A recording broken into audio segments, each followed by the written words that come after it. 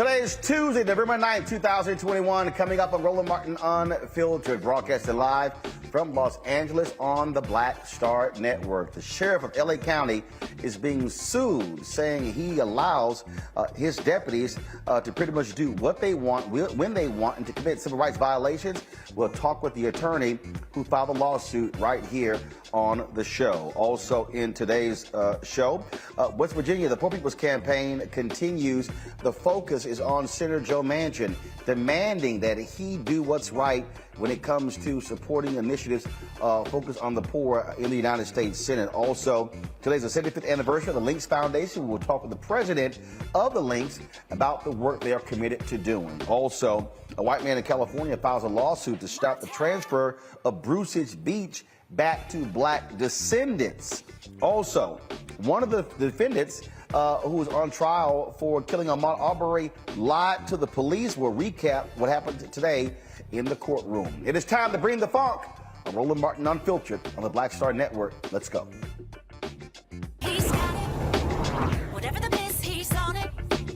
Whatever it is, he's got the scoop, the fact, the find. And when it breaks, he's right on time and it's rolling. Best believe he's knowing. Putting it down from sports to news to politics. With entertainment just for kicks, he's rolling. It's on go, roll, y'all. It's Roland Martin, yeah. Rolling with Roland now. He's funk, he's fresh, he's real, the best, you know he's Roland Martin now.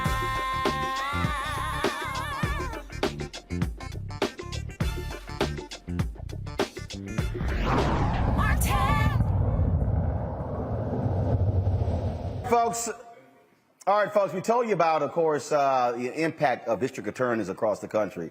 In New York, 60 cases have been dismissed in that particular area by the Queens DA. Why? Because they involve 3 NYPD detectives who have been charged with perjury and other crimes. Kevin DeSormo and Sasha Cordova were charged with perjury after lying about a gun bust 6 years ago. 54 of their cases have been thrown out. Now, Oscar Sandino was convicted of sexually assaulting a woman he arrested in 2010. 6 of his cases have been tossed out. There's an ongoing review of their cases involving defendants who maintain their innocence. I want to bring in my panel right now, Brianna Cartwright. She's, of course, political strategist and lawyer. Teresa Lundy, principal founder of TML Communications. Xavier Pope, host of Suit Up News, owner of the Pope Law Firm. And Xavier, I'll start with you. This is the thing we keep talking about over and over and over again, these police officers and their bad actions. We saw where the state's attorney in Prince George's County, Aisha Bradeboy, as well as Marilyn Mosby in Baltimore, where they made clear that cops they will never call to the stand because they have credibility issues. These are the types of actions we should be seeing from DAs across the country, holding these rogue, thuggish cops accountable. You're correct, Roland. I mean, we talked about this plenty of times on your show about how police lie on police reports, do whatever it is to bring in whoever is necessary for to bring for an arrest. And sexual assault of an arrestee, I mean, this is just abhorrent behavior by those that are supposed to be sworn to protect. And many of these individuals that they are claiming their innocence, and they're sitting there languishing, going through the court system and all the trauma to themselves and their families, destroying families even, on the fact of the terrible character of these officers. It's something that should definitely be wider spread across this country, that more accountability be held in various departments and DAs across the country. You know, Brianna, this constant battle that we are in, you've got all of these police out here angry with people who talk about defund the police and abolish the police. But these cops and these unions, they do not want to hold their own accountable. And so to have this case right here where you have, again, criminal cops lying on the stand. I remember there was a judge in Chicago who contacted an agency there saying, he said, this is a judge who said, I witnessed cops lying on my stand, and he was offended by that. Yes. Well, I'm sure that these violations will end up being prosecuted, and we're glad that Los Angeles has a new district attorney. Um, I think that it's awful, and I do appreciate them trying to right their wrongs, even though it's late. But yeah, I appreciate that they're going back around it. I mean, one of the key things with this for me was actually one of the cases focused on the mental health issues. And we see that over and over again, Roland, how the police have not handled mental health issues properly, and someone ends up either dead or injured. And, you know, we talked about it previously, and we know that and then it passed in Minneapolis, but the fact that we shouldn't really count on police to do a lot of this mental health, what mental health people should be doing, and Department of Public Safety and so forth should partner up with a lot of different services to get people the help that they need, and just not have it all reliant. I know that we haven't done such a great job at getting everybody on the side to clean up this mess in regards to defund the police. But it's something that we should be constantly focusing on, and especially around, you know, as we can see this, there's still issues, and, you know, qualified immunity is still one of the main issues that we can't fix. So, yeah. Teresa, look, what has to happen here is constant accountability. Art Acevedo, who was forced out as the police chief in Miami, talked about how the commissioners there did not want to have accountability when it comes to the police force. If we're going to entrust police officers with the level of power and influence they have, they must be beyond reproach. And too often we're seeing officers like these, frankly, who are arresting people for crimes they didn't commit, who are lying about it, lying on police reports, making things up. These people should all be removed from the force. You're absolutely right. This has proven to be the year of accountability. And that means stemming from the top, as well as the deputies, as well as unions. All of them need to have a real evaluation by the city municipal governments that actually paying their salaries. So, I mean, you know, even us as taxpayers, we know that their job is to protect and serve. And so, but it's not to abuse the power that they were given.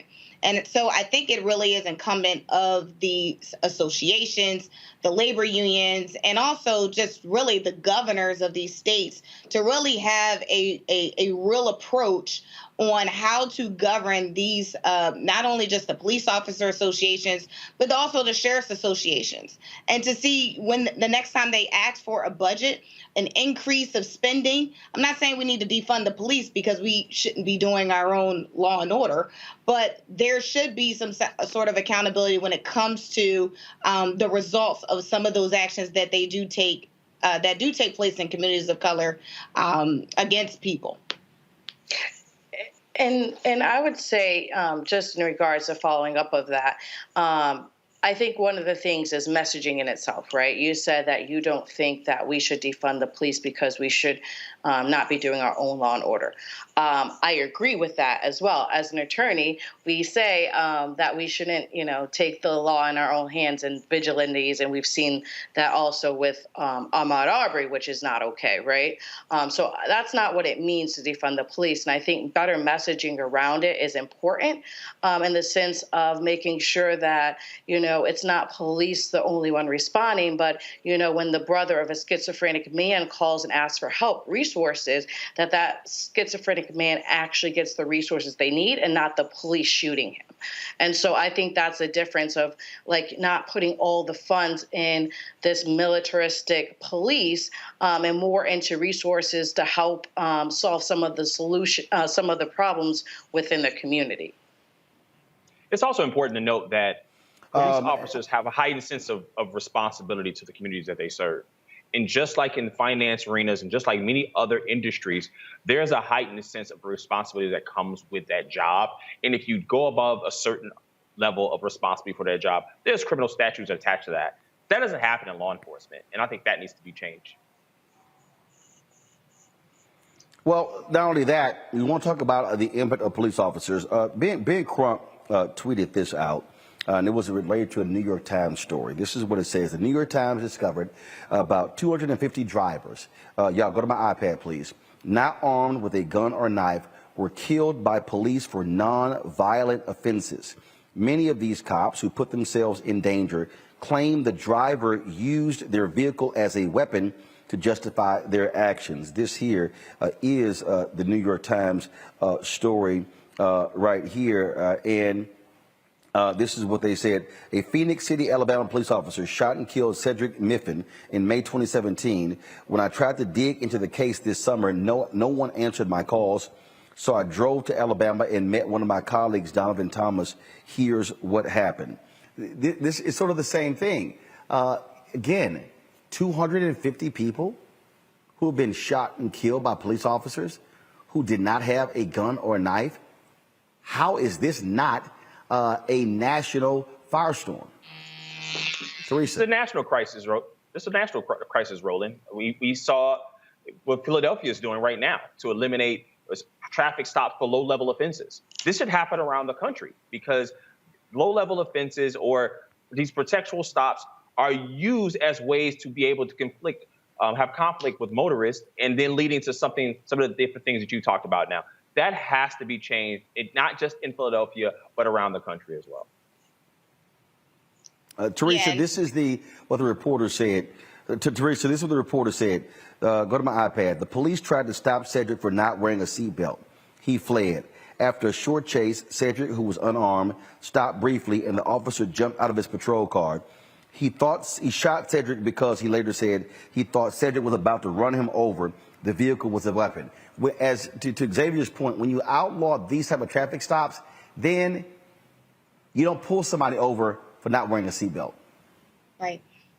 Absolutely. And you know what? The bill that we're talking about is one that was actually delivered by a, Northwest young, I believe, under 35 city councilman who is serving his first year as a council person. But again, the reason why the bill mattered was because you would think it was common sense to not do it, but sometimes you really do just have to make it a bill. And I think, young men, who we elect in public office, these are the type of thought process that have to happen in order for results and justice to get done. Now, gratefully, we haven't had this issue with the 250 people, being assaulted. But again, if we can model this type of legislation in other cities and states, who knows what can happen? Hopefully, some justice, but also some real reforms that can take place. To understand how these cops don't like accountability, Brianna, this is what Kim Barker reported with the New York Times. We hand-delivered 6 letters to Phoenix city officials and police officers. Neither the mayor nor the police chief would talk. The city's lawyer eventually agreed to answer several questions, but wouldn't give us the body or dash cam videos. What about the transparency, huh? Yeah, I think that we do not hold our police accountable enough, and we're seeing that time and time again. Just as we were previously stated, there's the elevated standard and excuses that we give police officers, and honestly, qualified immunity properly shields police officers from liability when they act reasonably to protect themselves and the public. When there is no knife or a gun, that's not reasonable. And it doesn't protect an officer who inflicts deadly force on a person who's only a threat to themselves or just trying to receive services. And so I think that we really, and the cases have gone up to Supreme Court and they haven't listened to them. I know that we're trying to figure out things in Congress, and it's not bipartisan, even though they said it was going to be bipartisan because of Foolish Scott.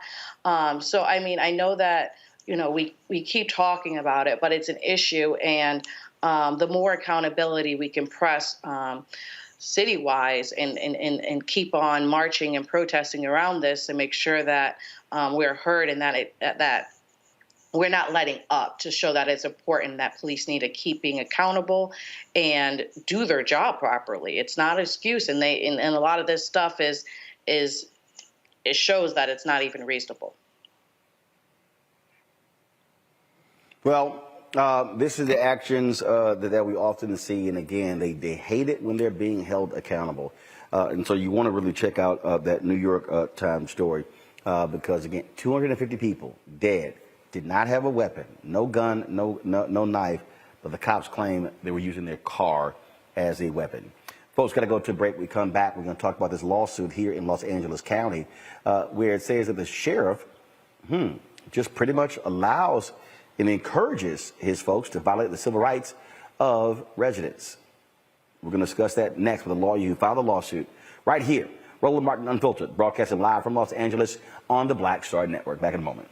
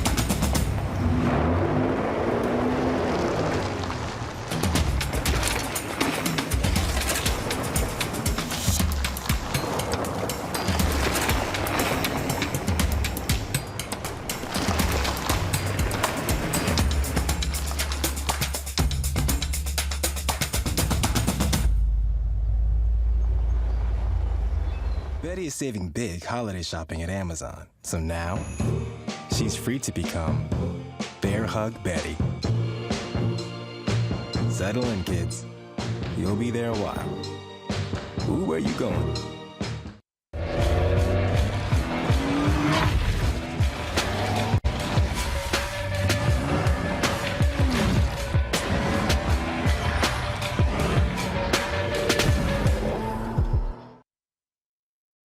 It's Kim Whitley. Yo, what's up? This your boy Ice Cube. Hey, yo, Peace World. What's going on? It's the Love King of R&B, Raheem Devon, and you're watching Roland Martin Unfiltered.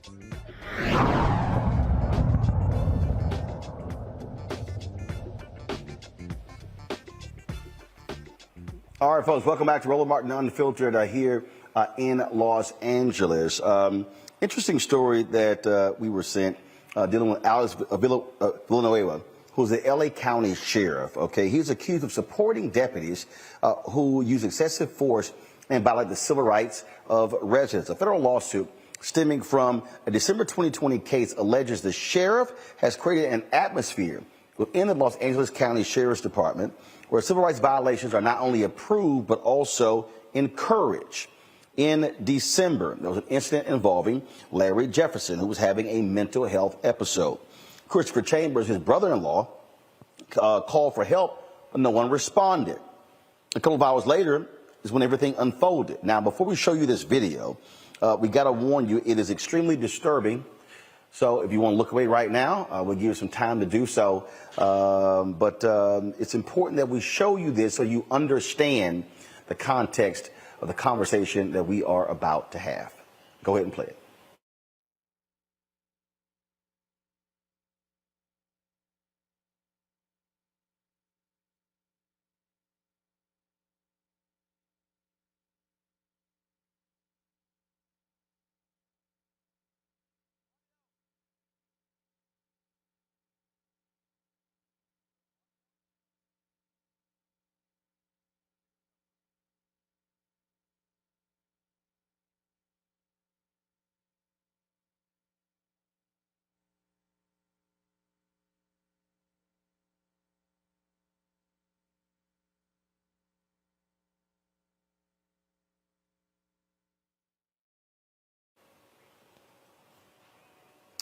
Joining us right now is Faisal Gill, who is the attorney for Larry Jefferson and Christopher Chambers. Mr. Gill, glad to have you on the show. This is quite disturbing, and this is one of the points that Brianna, one of our panelists, made earlier, how law enforcement all across this country does not know how to deal with individuals who are having mental health breakdowns. Well, first of all, thank you very much for having me on the show and airing the story. But you're absolutely right. Folks, law enforcement are not capable of dealing with mental health breakdown. But I don't even think it's that. I think it's the fact that law enforcement, when they arrive at a situation and when they see a person is, African-American or brown, they act a different way.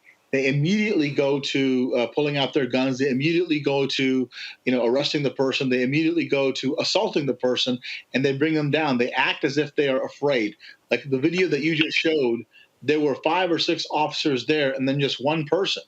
How can they fear for their life or be in danger from one man who was clearly unarmed? He came and ran towards them because his brother-in-law was being assaulted. There was no danger to the police officers.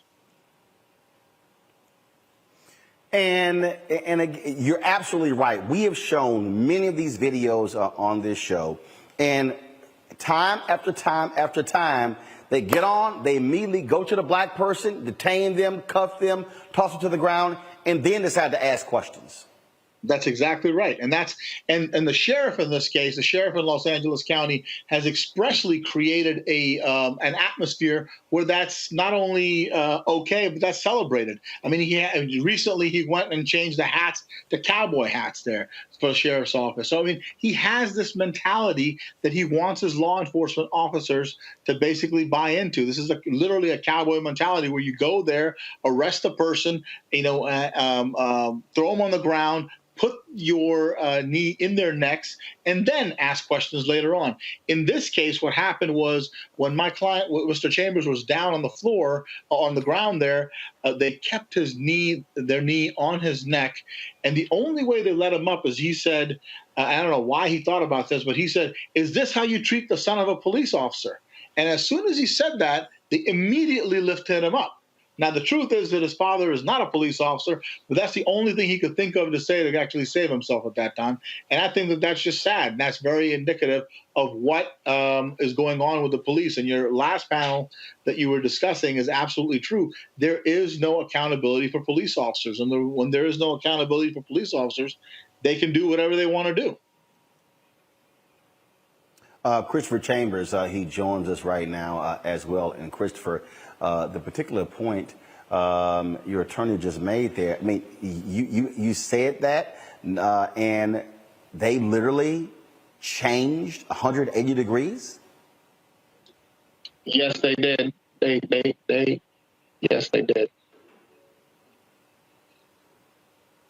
And that had to be shocking to you, to like, oh wow, what, that's the key to unlock being beaten. Yeah, I was on the I was laying on the ground, and several people around me was saying, "Okay, pick him up, like pick him up now." And I started saying, "Can you pick me up?" I said, "I'm not resisting." The reason why I'm saying not resisting because they keep saying stop resisting, and I said several times, even with my face, they buried my face in the dirt. So everything was kind of muffled, but I was like, I'm not resisting. I stretched my hands out for him to take my hands and put them like behind my back while I'm laying on my chest, because they literally slammed me on the sidewalk, on the pavement, slammed my chest on the pavement. And then they, after I stretched my hands out, and they put my hands behind me, and he was twisting my arm really hard. One guy, the guy that when I first walked out, that officer, the one that first tackled me, that one, he had his knees in my neck. He was pushing so hard on my neck. Till today, it feels like a flashback. Like, you know what I mean? Every time I think about it, I even mention, like I am to you right now. And the other guy has his knee, like, basically in my back, in my spine, was just like inflicting pain upon me. That's what they was doing. So I said to the guy, I said, hey, I'm not resisting. I said, can you cuff me? But you can't put a cuff on. I started getting scared because what the guy was doing with my hands. And I'm like, I just feel like I couldn't trust him at that moment. So I feel like that guy, I don't want him to try to put my hands on the gun or anything and say that I'm trying to do something, because I really think these guys was going to try to shoot me or something like that. That's all that was going through my mind. So I just think real quick, like, you know what I mean? Tell them that your dad is a police officer, you know what I mean? And they won't hurt you. And I said, you know what I mean? I said, my dad is a police officer. Were you guys trying to kill me? And immediately the guy picked me up. And then one of them said to me that you should have said that a long time ago. Now, of course, when I was on my feet, that's when I said to him, I said, so I have to tell you that for you to, like, you know what I mean? Like, pick me up or, you know, or try to not hurt me. You know, this is, it is so unfortunate. Now, Attorney Gill, you're alleging that this is practice in the Sheriff's Department. Are there other examples beyond this case? Have you received, other people reached out to you with any information? Absolutely. I have another case that we're going to file soon against the sheriff's office as well, where there was a black man sitting in his car eating a burrito, and the sheriff's office came there and then basically said, get out of your car. He said, why? And they said, well, get out of your car and then we'll tell you. And then when he didn't, they reached in, grabbed him by his lapel and yanked him out there and arrested him. And for no reason. And he said, what was I doing? And they said, well, there's a suspect in the area who was robbing, who was committing a robbery. And he said, what are you doing? Stopping every black man to see if they committed the robbery? And they just wouldn't listen to him. And they arrested him for resisting arrest and threw him in jail for a day and impounded his car. And this person is not even, if he's like 110 pounds, he's too much. Absolutely no threat to the police officers, but that's how they act. That is the sheriff's attitude when they come across minorities. They don't care. They'll just arrest you. And if you don't do what they say, when they say it, you are going to get arrested and you're going to get hurt. It is, again, we keep seeing these things all across the country. And to be perfectly honest, without these lawsuits, without the light being shown upon the police departments, we're not going to see the type of changes. And so, Attorney Gill, Mr. Chambers, we appreciate both of you being on the show to share this with us. Thank you very much for shedding a light on this very important topic. I really appreciate that. Thank you, sir. I do appreciate it. Thanks a bunch. Thank you. Thank you very much. Thank you, folks. Going to go to a break. We come back. More on Roland Martin Unfiltered, including an update on the trial of 3 white men on trial for killing Ahmaud Arbery. Also, we still have some things we want to show you. Dr. J, yesterday from the Anthony Anderson Celebrity Golf Classic in San Diego. It was always good seeing Doc, the coolest brother ever to play in the NBA. We can't wait to show you that as well. You're watching Roland Martin Unfiltered, broadcasting live from Los Angeles, right here on the Black Star Network.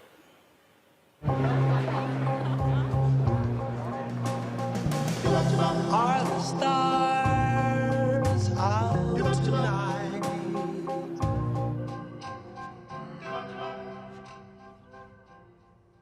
Alexa, play our favorite song again. Okay. I only have eyes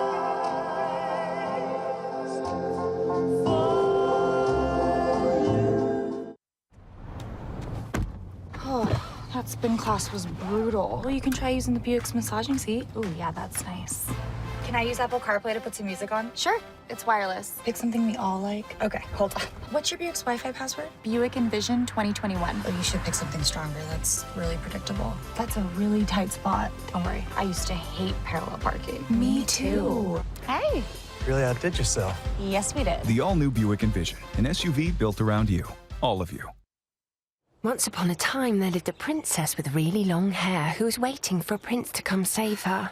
But really, Who has time for that? Let's go. Feeling myself. I'm feeling She ordered herself a ladder with Prime one-day delivery, and she was out of there. I want some hood girls looking back at it and a good girl in my tax bracket. Now, her hairdressing empire is killing it. And the prince? Well, who cares? Prime changed everything. But I'm back at it and I'm feeling myself. Hi, I'm Eric Nolan. What's up, y'all? I'm Will Packer. I'm Chrisette Michelle. Hi, I'm Chaley Rose, and you're watching Roland Martin Unfiltered.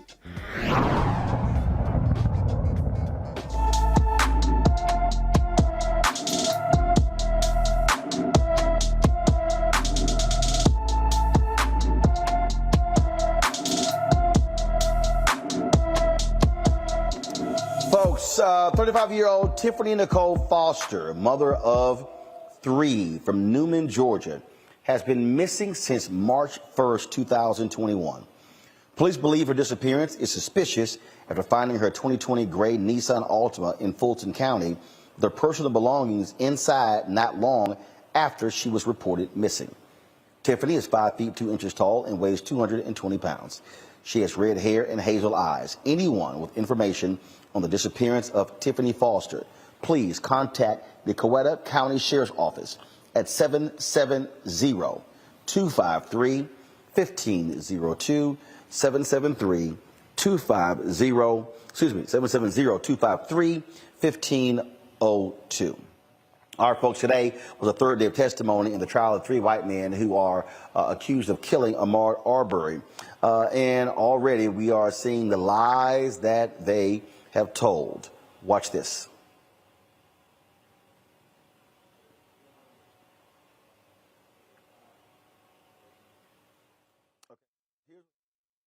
Police officers who took the stand told the jury the man who initiated the chase that ended Arbery's life quickly changed his story about why he suspected the 25-year-old black man was running in his neighborhood and was a criminal. Glenn County police officer Jeff Brandenberry testified that Greg McMichael first told him that Arbery had been recorded by security cameras breaking in all these houses out here. If we have the audio, please pull it up. One of the main investigators in the case. I don't understand why we're not allowed to go into other things that he's done. Well, probably depends on what else he's done, but I'm going to go sure very the counsel generally. is aware of the evidence in the case and will ask an appropriate question. Okay. At this point, all I've heard is the beginning of it. Okay.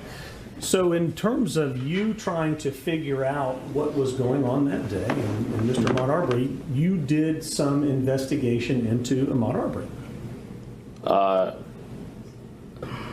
I gathered video from Mr. English and spoke to Mr. Olson about video. Okay. To see how many additional times Mr. Arbery may have been in that residence. To gather video from the 23rd. February 23rd, 2020. Okay. Did you become aware of Mr. Arbery being inside 220 Satilla on other occasions than February 23rd? I did through other investigators and the media. Okay, well, let's not talk about what the media did. That's 220 Satilla Drive. All right, and then down here, what do we have? The McMichael's residence. And so where do they go? Or where does Greg McMichael go? Continuing straight, they go down Burford. They follow the turn at the very end past Mr. Bryant's house, and they follow the left up Zellwood, and follow that all the way around to Holmes Road, where they then take another left. You come down here? Yes, ma'am. And this is where the incident concludes. All right, so with regard to Burford Road, do you have any clear indication from Greg McMichael, due to your interview with him, how many times he went back and forth on this particular road?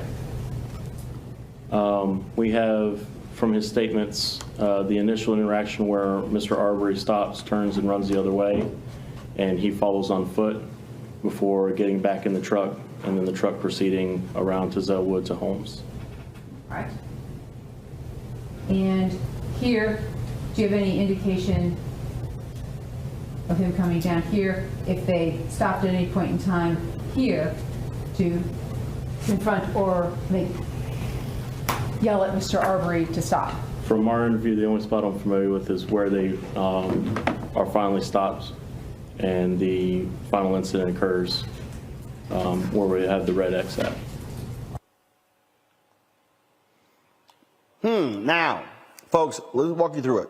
Again, Jeff Brandon Barry said Greg McMichael told him that Ahmaud Arbery had been recorded by security cameras, quote, breaking all these houses out here. Yet, McMichaels changed his story when he talked with Glenn County Detective Parker Mercy the same day, saying that Arbery had targeted just one home, that it was still under construction, that had no doors or windows. Now, prosecutors said the men had no legal reason to stop or pursue Arbery with guns, and there's no evidence that Arbery committed any crimes in that particular subdivision outside of Brunswick. Now, the jury saw the security camera video from inside the house under construction, recorded just before the deadly chase. Arbery is seen wandering through the open frame interior, but doesn't seem to touch anything. He ran after a neighbor outside called the police. It's very interesting, Xavier, because when this story happened, there were numerous people, especially white folks, on social media who said they often did this. Home be under construction, and they would go there and they would look inside and see what's going on.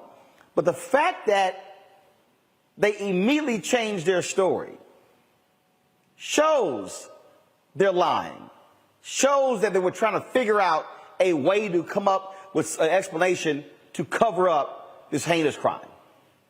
Yeah, it's pretty obvious, Roland. I mean, they didn't know exactly what story they needed to come up with to cover it up, because guess what? They thought that the community would surround them and think it was okay with what they did and allow them to lynch a black man. It's really that simple. We had a police officer that was on the stand stated that the men said they had cornered or cut him off before it happened. And they were asked, okay, why did you start chasing him? And one of them said, well, I don't know why I started chasing him. Well, you know why you started chasing him. Ahmaud Arbery was in a place that you thought he didn't belong. And that was deserving of being modern day lynched. And through every part of the process, from police officers to the prosecutors there, to being replaced, to even down to the jury, that the community is attempting to protect these men because this is their area and you don't belong here. We get to enforce it by any means necessary, whether it's by guns, force, or by lynching. And look, Brianna, for the folks who are trying to use this archaic law in Georgia, that you can make a citizen's arrest, the whole stand your ground, this is very simple. These three white men had no basis whatsoever. To claim that he was stealing, knocking over numerous houses, again, to go from several houses to one house, you're lying. And what we're seeing, I think the prosecution has to continue to pound, again, this inconsistency in terms of what they did. This brother was lynched. Absolutely. And you can see that just through this first week of the trial, that there's a lot of lies that are being aired out. And I honestly think they're going to get convicted. It's not even close. It's the fact that they said, oh, they did the research and what motivated them to do that? They weren't detectives. They were retired. They didn't, they had no business doing it. If they thought it was an issue, they would have reported it to the police or a real detective, et cetera. It wasn't. It was something that shows from the responses that it was planned over time, because they said that they looked in his history, et cetera, versus something like, oh, I was across the house and I saw this was happening and I got out to defend, my neighborhood. It wasn't something like that. And, even his running away and his back towards it, they still thought they should go to extreme. That's not standard defense. Their life was in a threat. And that's actually one of the main issues that we are currently having within our police force, is that police started to protect property and it's not properly protecting people. And so, they cared more about the house than the man's life. And a lot of this is just pretext, and it's coming out in court. I do think that we will be successful in this case because, looking at it for the jurors, really do believe that there is inequities of how Black and white people are treated by the police. As we previously heard from the attorney, it's because when people come on site, the first thing is to think of handling a Black person aggressively and not de-escalating the situation. And honestly, I'm pretty sure they knew he wasn't a threat, and they still decided to go after him and corner him. And there was 3 of them. And the video, it's gruesome. Well, here's the deal, Teresa. In this particular testimony that the cop laid out, which I think is really, really important. First of all, Gregory McMichael, he insisted Ahmaud Arbery was the guy, but then said he wasn't even sure that he stole anything. This is what he also testified. And the officer testified, and these were based upon the notes. Greg McMichael said, "To be perfectly honest with you, if I could have got a shot at the guy, I have shot him myself." Now, it was Travis McMichael, the one who actually took the shot. Now, this is from the Atlanta Journal-Constitution report here. Okay? And so then also in the testimony here, this is what McMichael said. "I don't know the guy has actually stolen anything out of there, but he keeps going back there over and over and over again." Boom. Teresa, bottom line here, those statements right there nails them in that you say he was stealing something, but you admit you weren't sure he stole something. So why in the hell were you pursuing him? For the same reasons why we're having this discussion today, is because he was an African-American man in a neighborhood that the officers feel, that he was not supposed to be in a property that they already assumed that he did not own. So if Arbery decided to go back to the property, back and forth, because he knew probably in the property that there was no one there, and as these gentlemen of whom he did not recognize as probably the police, is, following him or trying to do something detrimental to him, he goes back and forth as somebody who is in his position, as someone who is living in America, unfortunately, under some of these crude laws that is being enacted by police and sheriffs. So I think he was acting as someone who was scared. There was no time, I guess, on Arbery's end to pick up the phone and call for help. But what he felt was he was being attacked. He was being, identified as someone who was actually going to create a crime of some sort. And these 3 men took it as a personal threat. And so they did what they personally wanted to do to Arbery or anybody else that looked like us. And so I think that's really where it comes down to. When you have officers saying, "I don't know," and "I am unsure," that also gets us in a very interesting place when you have to say that on a stand, because "I don't know" and "unsure" also leads to another loss of life. And so someone who is unsure and "I don't know" needs to be held accountable for that. And I think the jury is actually going to hopefully see the writing on the wall, and the prosecution will absolutely, hopefully create a precedent in that county. Absolutely. So we're going to keep covering this trial and giving you the latest that exists. I got to talk about this here. Republicans in Washington, D.C., they are a little upset with those 13 Republicans who voted for the Build Back Better plan. So they are even considering right now stripping those 13 Republicans of their committee posts. Now, what's interesting is that Republicans are mighty silent about Arizona Congressman Paul Gosar, who tweeted out a video that mocked the death of Congresswoman Alexandria Ocasio-Cortez. Is that where we are now, to the point, Teresa, that if you actually vote for a bill on behalf of your constituents, the Republican Party says, "We're going to screw you over"? that's not where we should be, but unfortunately, these are the tactics that are stemming down from the Republican Party when they are very fearful of an AOC, and those who have influence, those who are actually engaging with their constituents and putting up bills that actually matter.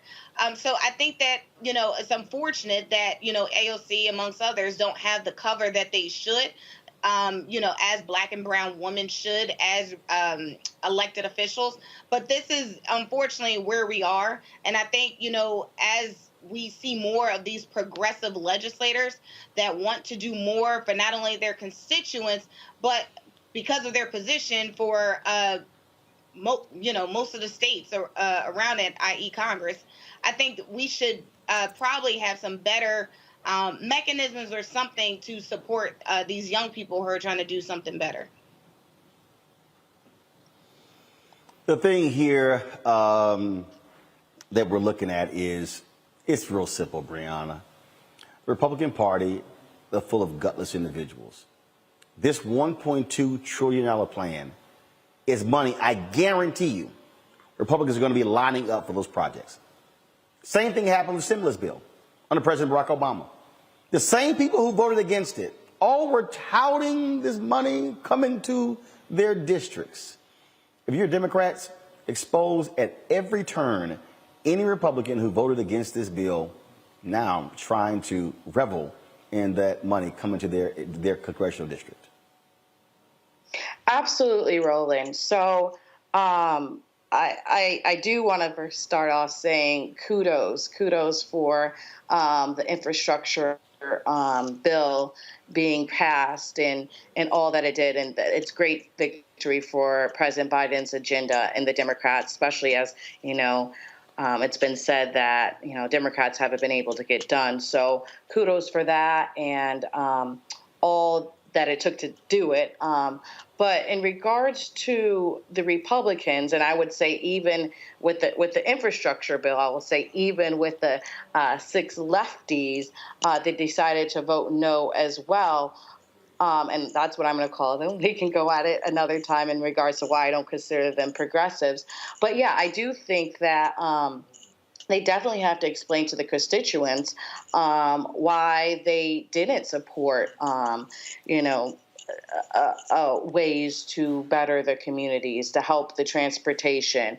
And so, I don't think it's politically smart. And it's, the bill improved the lives of the constituents. And now as soon as, the projects roll out, they won't be able to say that they brought the bacon home to their district, right? And so I understand that they might feel compelled to make a moral or symbolic statement to demonstrate their credentials and distance themselves from the party moderates. But I also think that it speaks volumes that they voted no to increase transportation, to improve the subways in New York, to help with the bridges and put a lot of struggling people back to work. And so I find it, it's very partisan right now. And, even within the Democrats, there's issues within. And so I think, concentrating on what progress is and what it is to be progressive, it's really committed to making those incremental changes and knowing that like the infancy of an idea, you might not get everybody on board, but as soon as you have a consensus, you can take the little step and pass a bill that would be for a greater good. And it really shouldn't be part of the playbook of voting against a needed change from any side, from the Republican or the Democrat. But once again, kudos to the Democrat for delivering for the people again.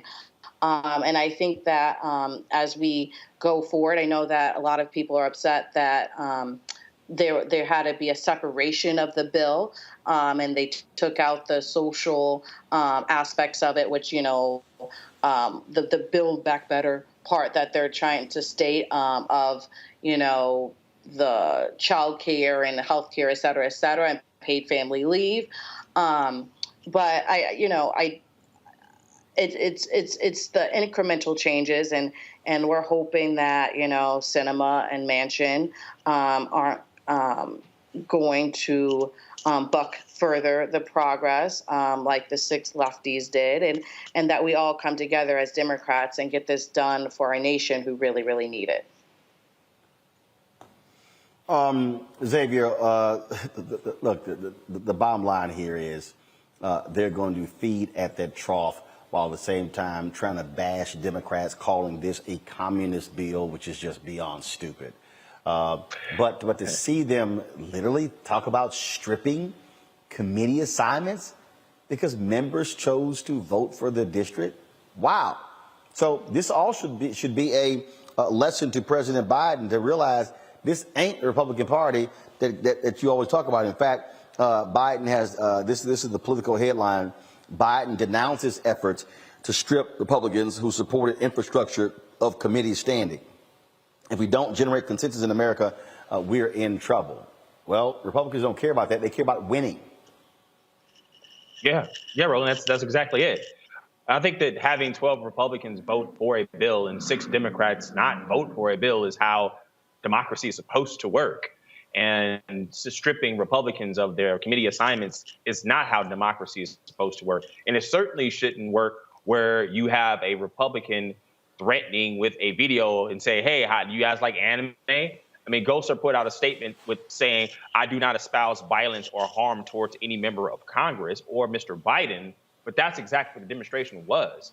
And when we have a 1-6 committee investigating a potential violence against our members of Congress, this is the absolute wrongest time that you could ever do that. And especially if you don't even support the investigation into why there's violence against our Congress in the first place. Now you're espousing violence yourself. It's hypocritical. It's disgusting. It's beneath him in office. And it shouldn't just be an apologize. He should be sanctioned for it. Well, it's about power, and they're going to continue to flex it as much as they can. So we're going to keep an eye on that as well. But also, it's crickets. They've said nothing about Congressman Paul Gosar for his shameful, despicable attack on Congresswoman Ocasio-Cortez. But that's no surprise because they don't want to tick off the Trump-loving Gosar. All right, folks, going to a break. We come back. 75 years of the Links. We'll talk about the work that they're doing across the country on behalf of African Americans. Also, Dr. J. We have a little fun with him at the Anthony Anderson Golf Classic. We will also share that with you as well. Folks, you're watching Roland Martin Unfiltered on the Black Star Network. Don't forget to support what we do. Download the app, available on all platforms. Your Apple phone, your Android phone, Apple TV, Android TV, Roku, Samsung TV, Amazon Fire, as well as Xbox. All the platforms. Our goal is to get 50,000 downloads by December 31st. So please share it, pass it on. Let's get those downloads. Also, you can support us via our joining our Bring the Funk fan club. Every dollar you give goes to support what we do. You can support us via. We're here right now in Los Angeles, folks. You could take a shot of the house here. We're doing the interviews for our one-on-one show, new show we're launching on the Black Star Network called Rolling with Roland. And so we interviewed Sally Richardson Whitfield, the actress director, today. I'll be chatting in a bit with Richard Roundtree. We'll also be talking to Brescia Webb, Ray Chu, Chris Spencer, Flex Alexander, Trevor Jackson. A lot of folks we'll be talking to this week. And so that's why we are here in Los Angeles. And so please support us in what we do. Joining our Bring the Funk fan club. Cash App, $RM Unfiltered. Venmo's RM Unfiltered. PayPal is R Martin Unfiltered. Zelle is Roland at RolandSMartin.com. Roland at RolandMartinUnfiltered.com. Got to go to a break. We'll be back in just a moment.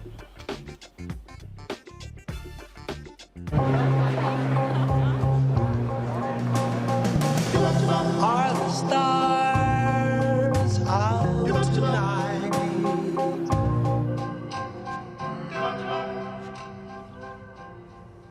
Alexa, play our favorite song again. Okay. I only have eyes for you.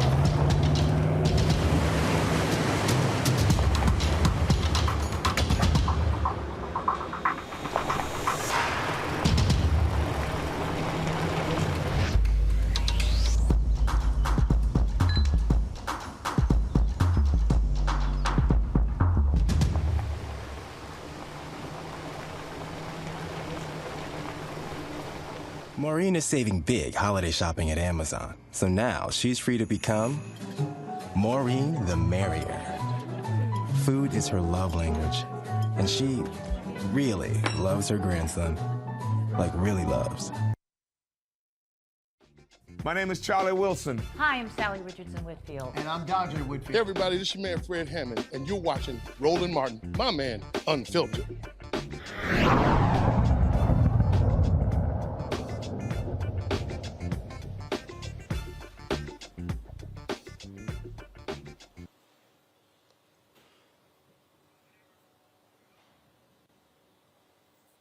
All right, folks. I got you, folks.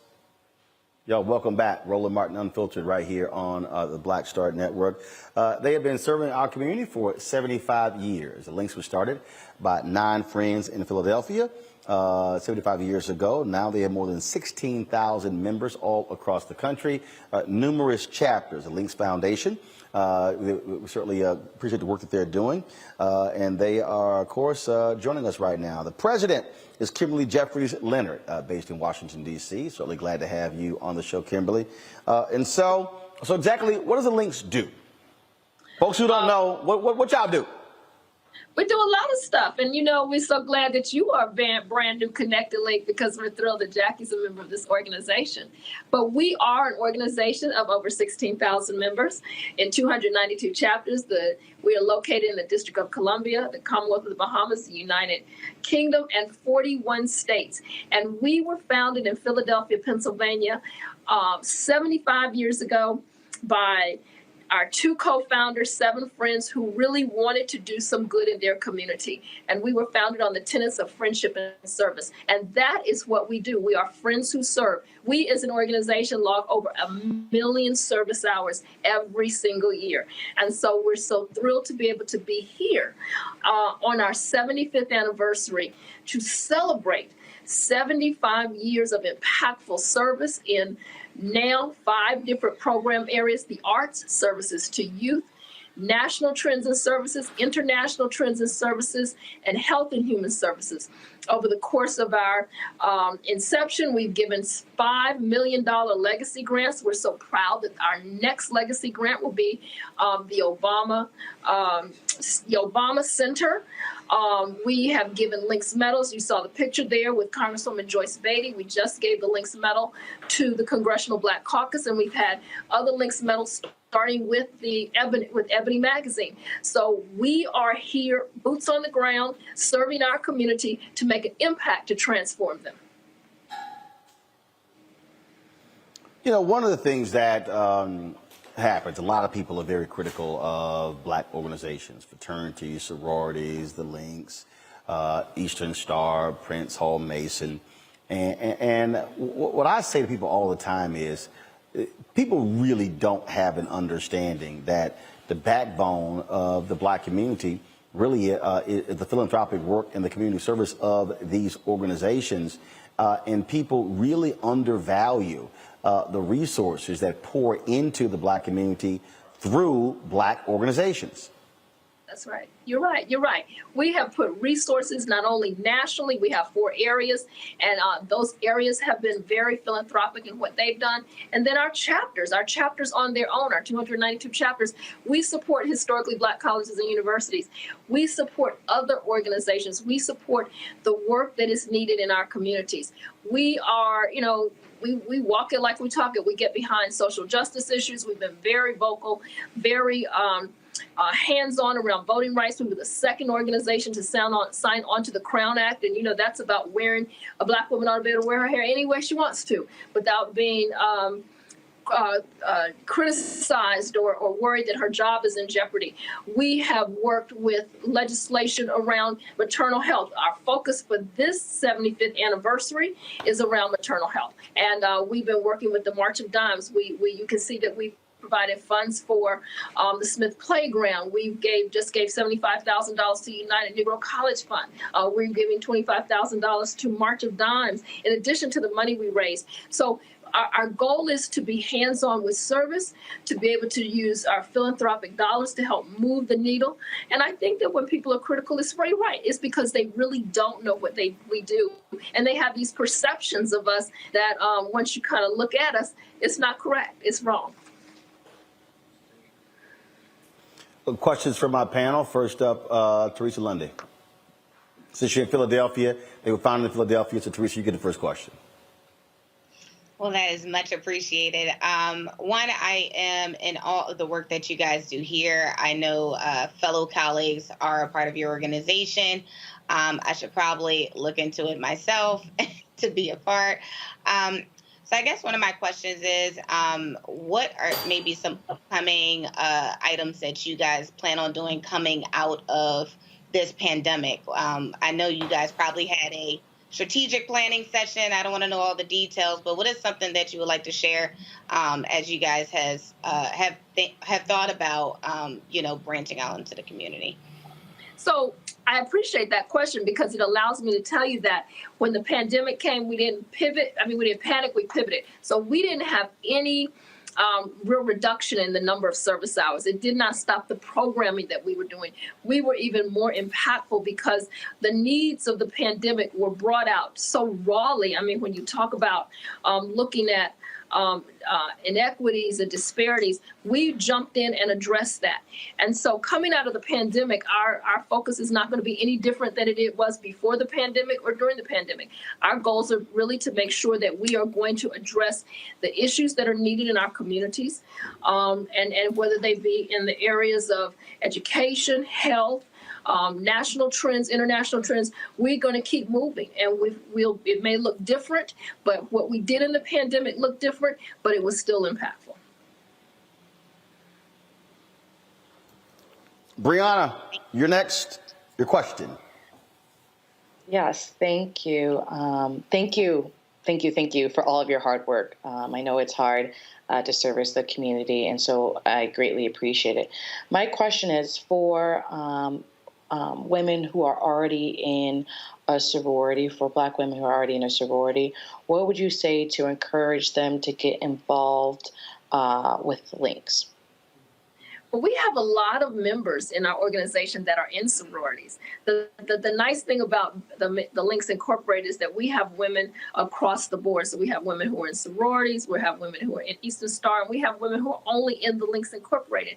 But what I would say is that we have 292 chapters, so there are very few places where we don't have a chapter. And where we have chapters, they are very vocal around the kind of work they're doing in the community.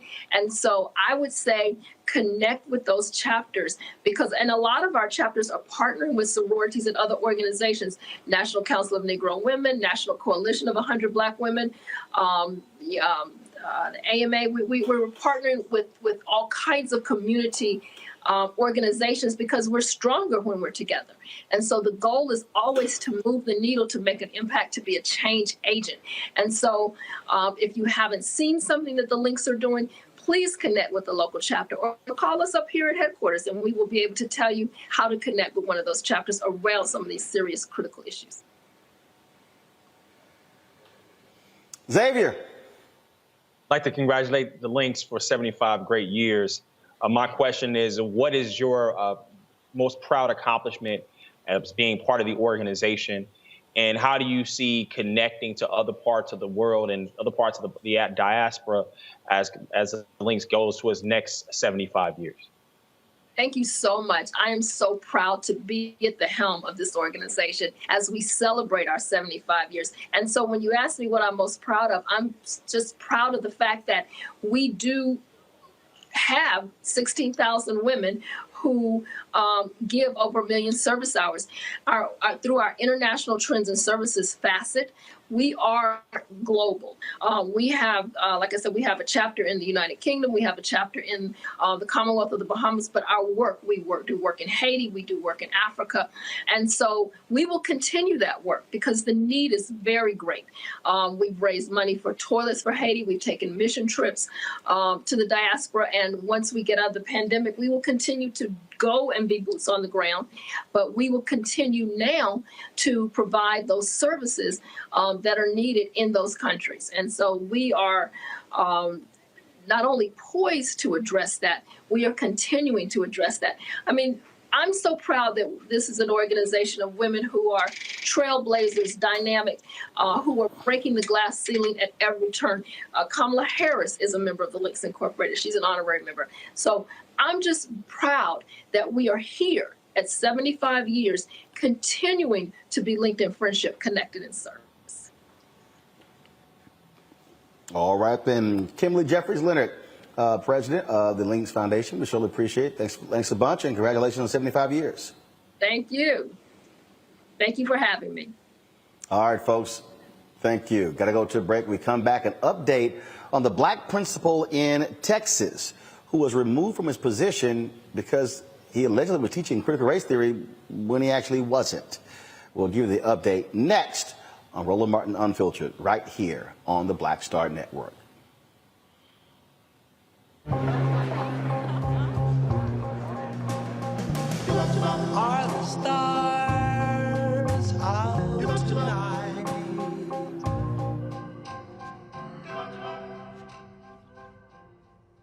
Alexa, play our favorite song again. Okay. I only have eyes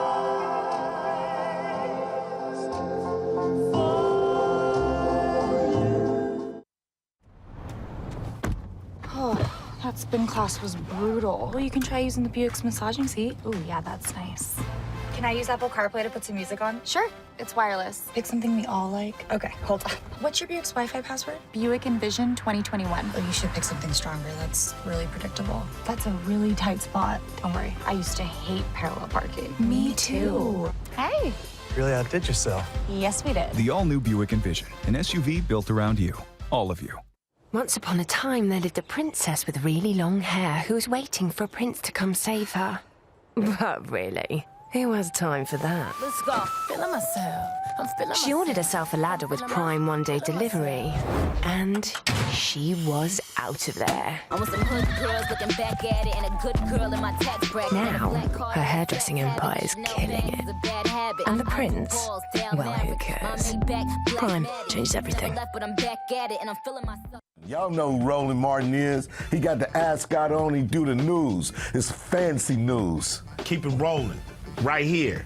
Rolling. Roland Martin. Right now. You are watching Roland Martin, Unfiltered. I mean, could it be any other way? Really? It's Roland Martin.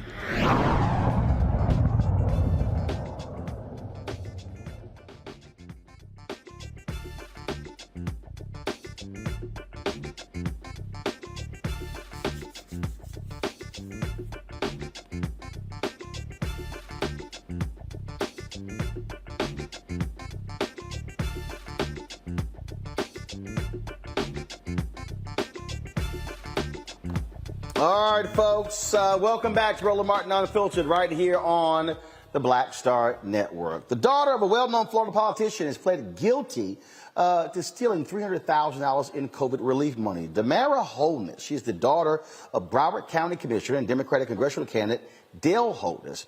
She was accused of falsifying pay stubs, payroll expenses, and employees. She initially said, I didn't do it, but she did. She pled guilty to one count of conspiring to commit wire fraud. She faces up to 20 years in prison. I don't understand these people. Okay, you're gonna get caught, and you're gonna risk that? You playing with federal money? Yeah, that's stupid. So nice try, all that freedom. Now you about to go to prison. An update on Benton Harbor, Michigan. We had the story dealing with the lead pipe issue there. The Environmental Protection Agency says that Benton Harbor failed to properly warn people in a timely manner about high levels of lead in the water, and they must make improvements to its water plant. The EPA says Benton Harbor also must consider turning the water system over to someone else in the long term. The predominantly black town has been facing an ongoing water crisis since 2018. Residents are still urged to use bottled water for drinking and cooking. All right, folks, remember that black principal in Texas we told you about who was fighting for his job because his haters were accusing him of teaching critical race theory? Well, guess what? The school board has now made a decision regarding the role of Dr. James Whitfield. Now, he was the first black principal at the Grapevine Colleyville Independent School District high school there. The board reached an agreement delaying his resignation. Okay, let me say this again, y'all. Delaying his resignation. Listen to this. Report of the superintendent. Act on a possible agreed settlement and separation agreement with Dr. James Whitfield. Dr. Ryan. Yes, the administration recommends the board of trustees approve the agreed settlement and separation agreement with Dr. James Whitfield. We got a recommendation from Dr. Ryan. Do we have a motion? Casey. I'd like to make a motion that we accept Dr. Ryan's recommendation. Do we have a second? Becky seconds. Any questions? Seeing none, all in favor, please raise your hand. Motion passes 7-0. Now we'll have a statement from Dr. Robin Ryan. Dr. Ryan. As a part of the settlement agreement, Dr. Whitfield tendered his resignation effective August the 15th, 2023, and will remain on paid administrative leave until that time. The parties have agreed to the following joint statement. This is the only statement the parties will make. The Grapevine Colleyville Independent School District and Dr. James Whitfield have been in the media frequently in recent weeks concerning the disputes between them. Both the district and Dr. Whitfield each strongly believe they are in the right. However, each also agrees that the division in the community about this matter has impacted the education of the district students. In addition, the time, expense, and disruption for both Dr. Whitfield and the district would continue for some time and would further harm the education of district students. The district and Dr. Whitfield have mutually agreed to resolve their disputes. Dr. Whitfield and GCISD strongly agree it is important we continue to provide a safe and nurturing educational environment to all students, no matter their background, race, or gender.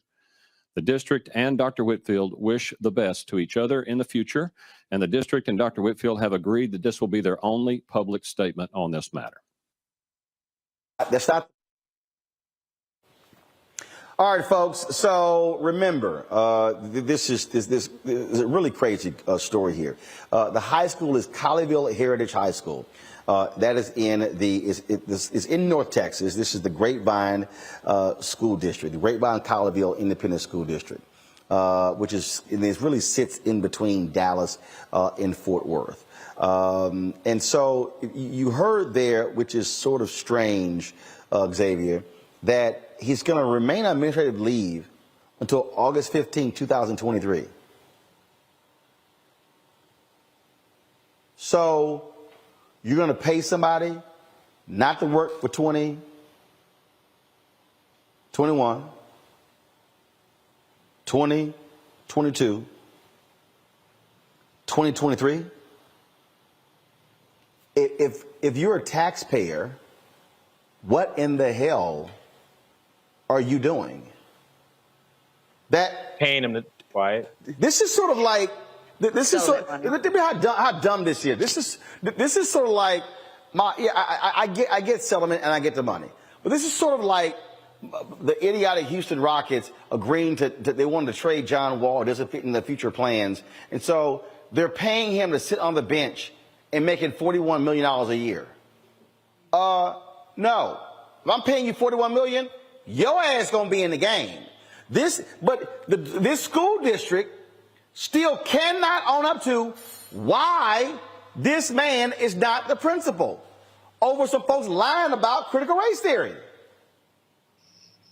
Yeah, they can say that he's still the principal. Isn't that funny? They could say he's no longer the principal, but he still is the principal because he's on paid administrative leave until 2023. It's absurd. I shudder to think what type of lawyer the man has, because yes, you're going to get paid. Yes, you have a settlement, but you have a statement that's going to be the only statement that they will probably strictly enforce So he can't be interviewed about this. He can't really say anything about what's going on. His duties under this particular settlement agreement seems to be very harsh, seems to come out as this both sidesism that makes the school district just kind of push it under the rug, and taxpayers are on the hook. But the main people who would be complain about it being on the taxpayer's bill want the guy gone anyway. I mean, here's the thing, Brianna. The board voted 7-0 in September not to renew his contract. And then it was unanimous to keep him on paid leave until August 15, 2023. He makes $125,000 a year. It's going to get paid for the remainder of his term. Now, here was the statement that Whitfield, it was a joint statement between Whitfield and the district that was read aloud after the vote. Do y'all have the video of that statement, folks, being read aloud? Okay. Okay. So when you hear that, when you hear them say, matter of fact, can y'all, I want to dissect this. Can y'all please fast forward to that and replay it, please?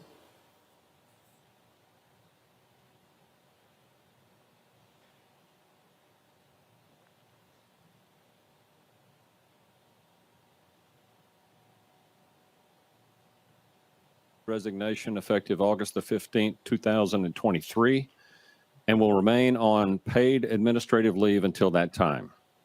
The parties have agreed to the following joint statement. This is the only statement the parties will make.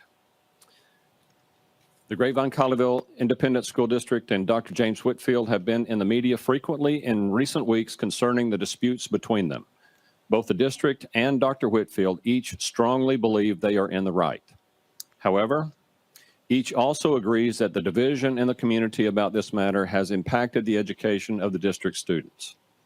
In addition, the time, expense, and disruption for both Dr. Whitfield and the district would continue for some time and would further harm the education of district students.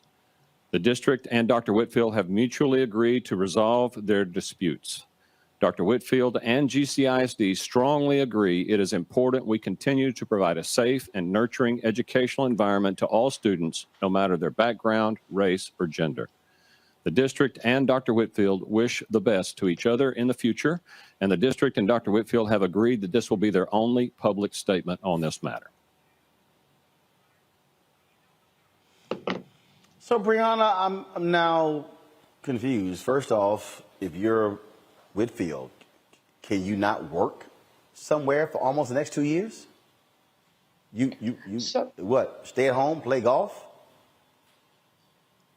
Well, I don't know the actual deal that they made, which is, like I said, I think it's similar to a settlement agreement. However, it seems to me that there is no exclusivity with it. And so he's going to be paid from them for 3 years, and he has the ability to still make money, which means he's going to make a lot of money during this time of his normal pay plus. But I think the issue is not necessarily the money in itself, right? But when we look at the money, because it's so much, as you keep on emphasizing, from 1, 2, 3 years on top of what else he can do in his potential earnings, is the fact that he got bought out. And, you know, removing him just delays us trying to fix the issues that he was really advocating for us as a principal there. And so, I mean, yes, he's going to be able to make money. He signed this agreement to be silent, which was for the good of the children, which now at this point makes it seem as if he's a lot able to follow instructions, which was one of the things that they claimed he was being fired for, of not being able to stay within. And so, it does show that he's able to work with them. They both don't agree on, politically, but, he got his pockets filled. Teresa, both the district and Dr. Whitfield each strongly believe they are in the right. Look, this is, keep in mind, this is also the same district where you had an anti-critical race theory person who just won a seat on the school board. This is what we're seeing. We are seeing these anti-CRT thugs all around the country who are disrupting school boards, who are threatening school board members as well, and they are going after and attacking principals and teachers. And look, the right is ready to weaponize this in the midterm elections next year. Agree. And you know what? This is kind of where we are right now, where, you know, the principal decided to make the deal that was right for him and his family. You know, either we agree or disagree with that. But I do believe that is probably just his first step into what he would like to do. I mean, so, you know, even kind of looking at the cost rate, you know, if it's $125,000 a year, I think with the legal fees, if he decided to actually pursue this issue and the concern of CRT would probably be in the millions of dollars if the verdict was actually in his favor. But I do believe that there will be some consequences down the line if there are these same type of instances that are happening with school boards that allow these interesting people who really just don't understand the concept. I can't believe how many times I've seen it on CNN, MSNBC, and Fox, when reporters are literally asking individuals what is critical race theory, and no one knows the definition about it. So we are in a very critical time, in a very critical place in our society, that we are trying to define something that we don't understand. And when people are fearful, they will do whatever they need to protect their traditions and the norms without actually expanding their mindset on education on what it actually could be. But bottom line is this here, this education battle that we are seeing taking place, Xavier, all across the country. These people can try to make it about parental rights. No, what this is about, the undercurrent of this is race. In fact, I've been watching all of these different white media folks on mainstream media say, oh my goodness, it's unfair to label the voters in Virginia to be white supremacists. Because the reality is folks have always wanted to ignore the issue of race. Race has an undercurrent. Race is there when we talk education. Race is there when we talk about economics. Race is there when we talk about wages. Race is there when we talk about salary. Race is there when we talk about anything. Oh, Roland Martin, you're sitting here, you know, you're a race hustler. You're always looking for race. No, I'm not looking for race.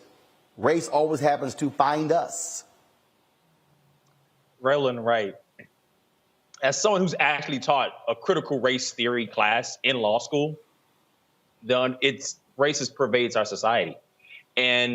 But not just from a standpoint of we're looking at it from a doctrinal perspective, whether it's taught in schools, whether it's taught on a college level, a law school level. Black people have had to learn about the history of this country, some of the intricacies as a method of survival in this country. Many white people have not and are ignorant of the history of America. And when they are confronted with some of the different things that's happened in this country, frankly, they're offended. They don't get mad at us. Get mad at your families. Get mad at your mama and daddy that they didn't enforce in terms of understanding what has happened in this country. And we have multiple states that have passed amorphous laws, some of them been copied, that really don't define critical race theory, although that's the boogeyman. They speak specifically in and around topics related to race. And now expanded beyond just race. Now LGBTQ plus, women's bodies and their rights and things of that nature. It now has become cancel culture, the woke mob, everything that's supposed to be against a certain right-wing politic. Now we're living in a country that people say is center-right country. Now we're center-bigot. And we have a media that continues to center bigots' feelings over what's right and what's just for the future of this country. It's going to continue. We're going to see more of this. And so folks might as well buckle up because it is going to happen because we ain't going nowhere with dealing with all of these different issues. Got to go to break. We come back and we're going to talk about in our marketplace segment, a sister with a nonprofit to assist those who are in business And she, at one time, even had questions about her own vision for her future. Also, the coolest cat ever to play in the NBA, Dr. J, Julius Irving. We'll show you a little fun we had yesterday at the Anthony Anderson Golf Tournament in San Diego. We'll be back on Roland Martin Unfiltered on the Black Star Network.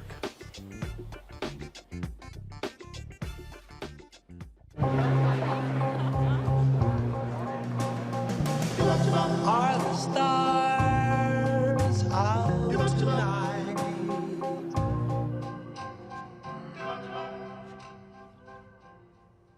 Alexa, play our favorite song again. Okay. I only have eyes for you.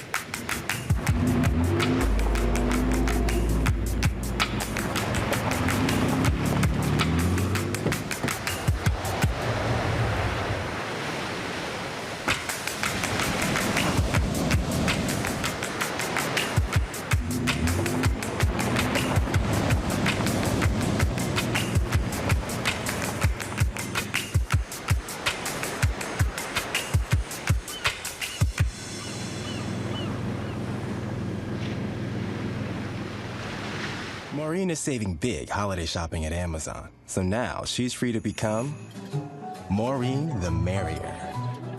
Food is her love language, and she really loves her grandson. Like, really loves. Hi, I'm Teresa Griffin. Hi, my name is LaToya Luckett, and you're watching Roland Martin Unfiltered.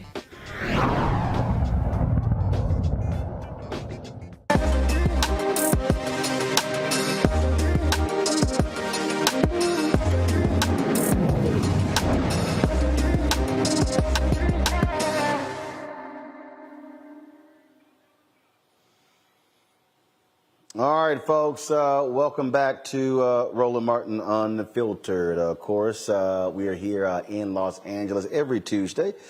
We, of course, are focused on our marketplace segment, where we like to focus on black-owned businesses. And so maybe you're one of the folks you need help branding your business. Now, my next guest has what you may very well need. It is, first of all, she has a marketing boutique agency. And Sierra, first of all, Sierra, pronounce your last name. Adobe. Adobe. Now, first of all, it's called the Adobe Group. Yeah. She's the managing member of the Adobe Group. And I ran to Sierra. We were in Atlanta for the Global Hope Forum.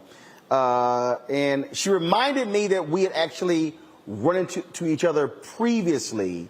And she said I was really mean to her when I met her. I'm just joking. I said you tried to play me. Go ahead and share the story. How? Okay.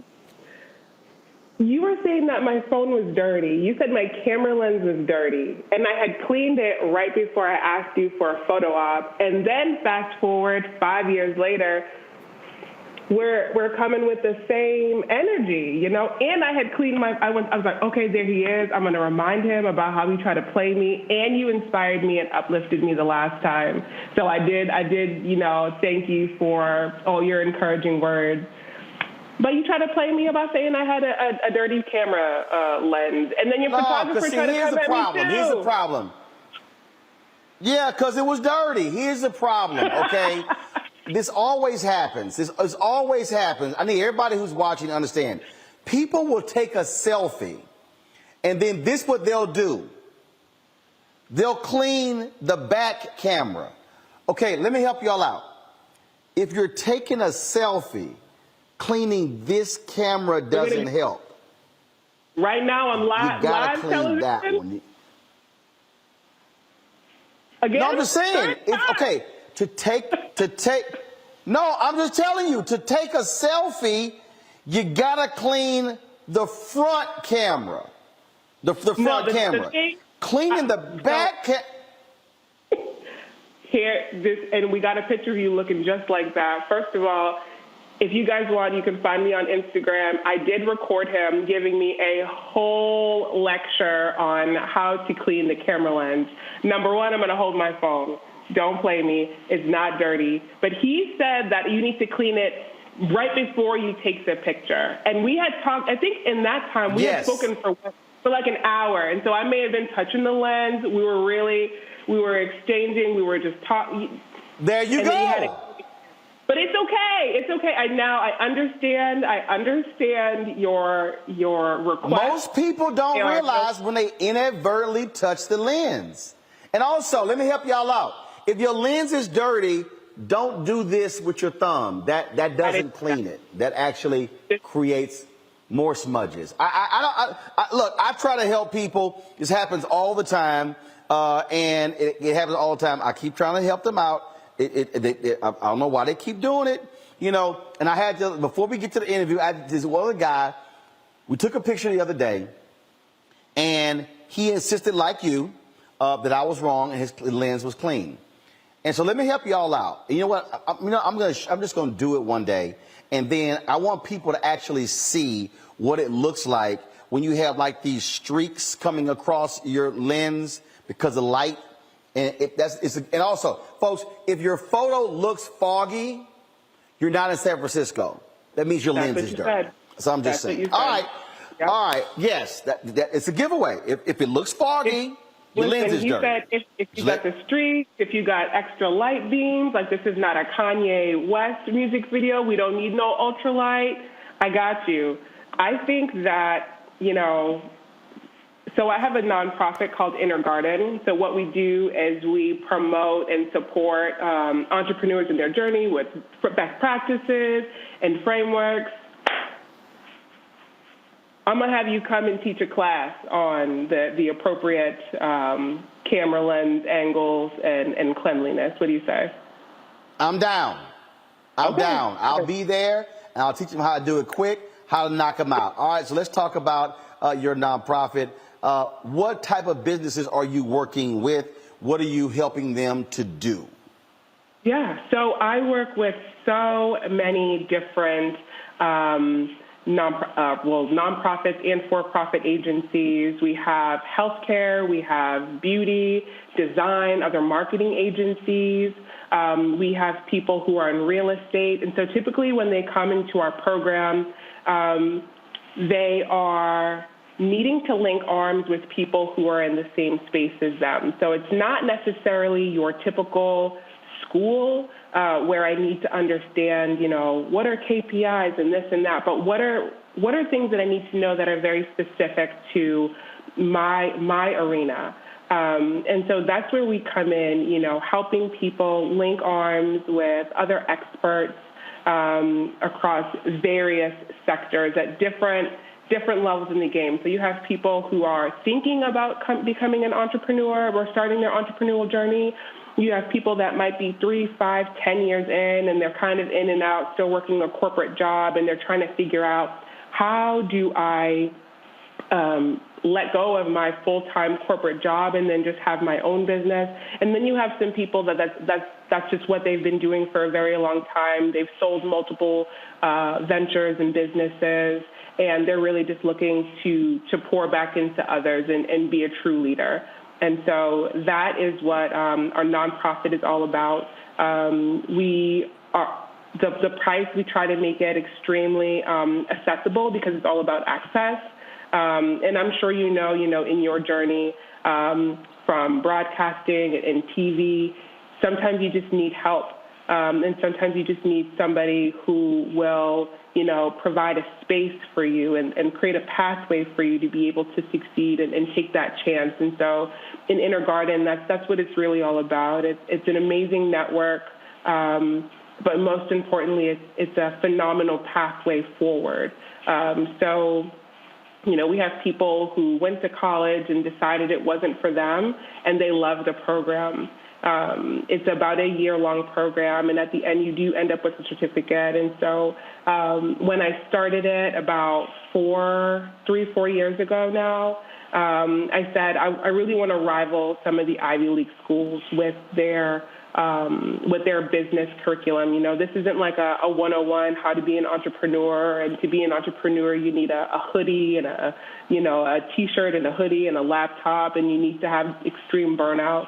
At the end of the day, it's really all about creating a lasting legacy, something that you can continue to pass on, not just a business that you start and then at the end of the day all you've done is work and you don't have anything that's left.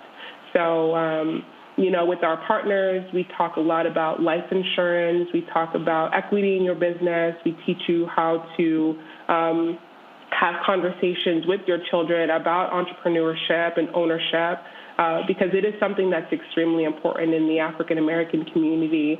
You know, and owning the block, you know, buying up the block and making sure that your business is there. So that way your great-grandkids can say, you know, my aunt owned that building, or my aunt had a marketing company that was here. That's what we want to help you do in Intergarden. Questions from my panel. I'll start with Teresa Lundy.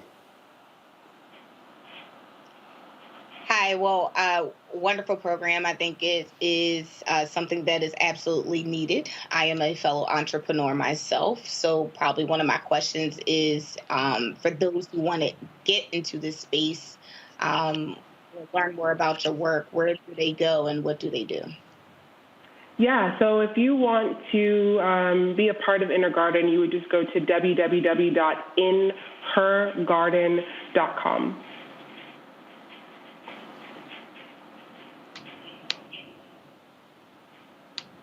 All right, Xavier.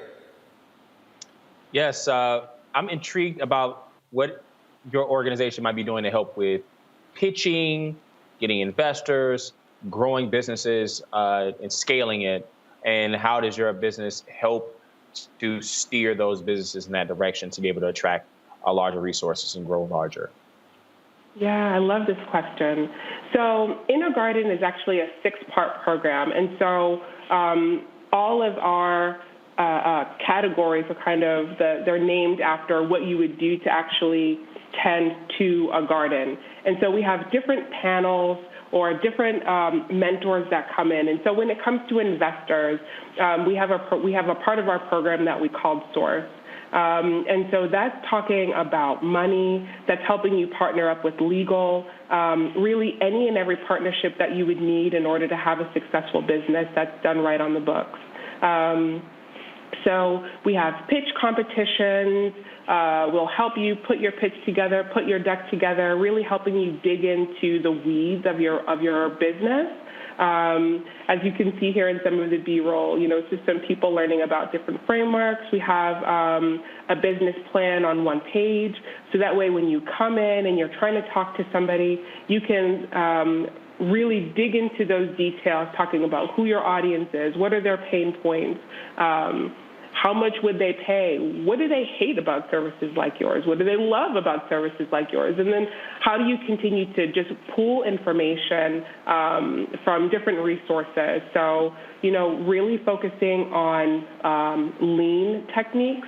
So the one thing about entrepreneurship is that you don't always have a whole lot of money to get going. And so in Intergarden, we partner you or put you with different mentors in the space, so that way they'll help you navigate what are some resources that exist for me that can provide me with really good information about different demographics and where they are and how they're spending and how they're living and just their overall life cycle.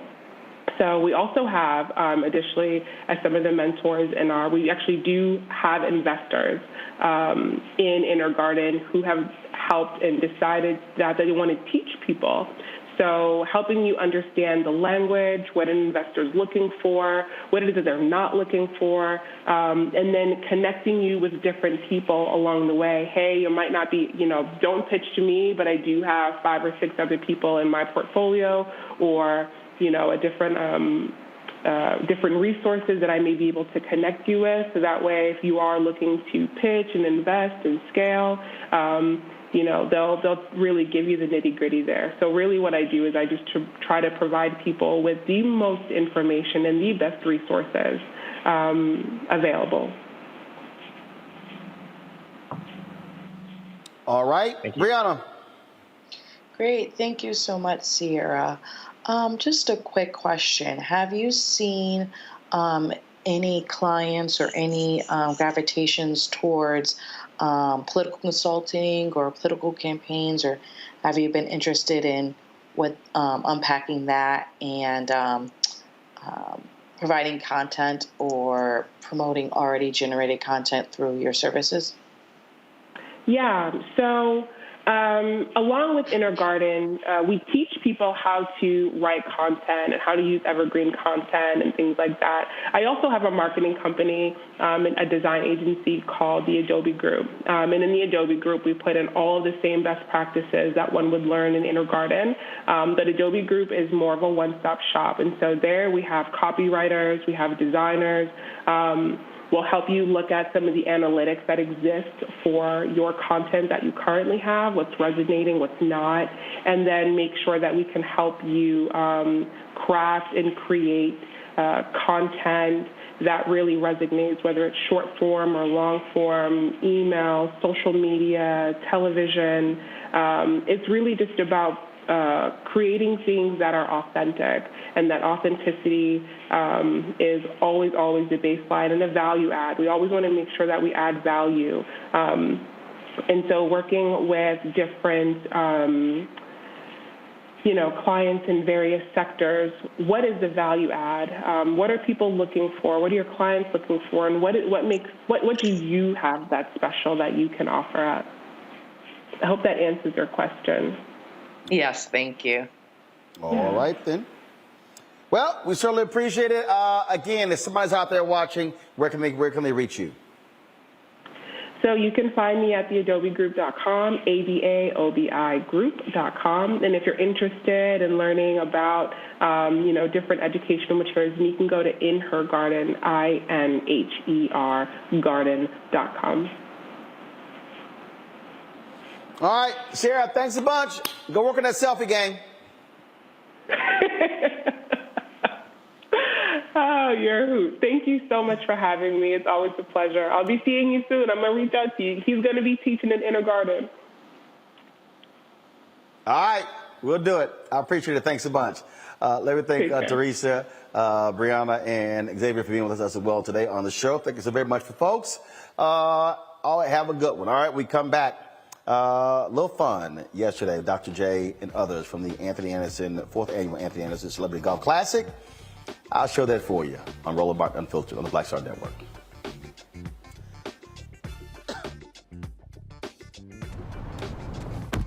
Oh, that spin class was brutal. Well, you can try using the Buick's massaging seat. Ooh, yeah, that's nice. Can I use Apple CarPlay to put some music on? Sure. It's wireless. Pick something we all like. Okay, hold on. What's your Buick's Wi-Fi password? Buick Envision 2021. Oh, you should pick something stronger. That's really predictable. That's a really tight spot. Don't worry. I used to hate parallel parking. Me too. Hey. Really outdid yourself. Yes, we did. The all-new Buick Envision, an SUV built around you. All of you. Betty is saving big holiday shopping at Amazon. So now, she's free to become Bear Hug Betty. Settle in, kids. You'll be there a while. Ooh, where you going? What's up? I'm Dr. Ricky Dillard, the choir master. Hi, I'm Amber Stevens-West from The Carmichael Show. Hi, my name is LaToya Luckett, and you're watching Roland Martin Unfiltered.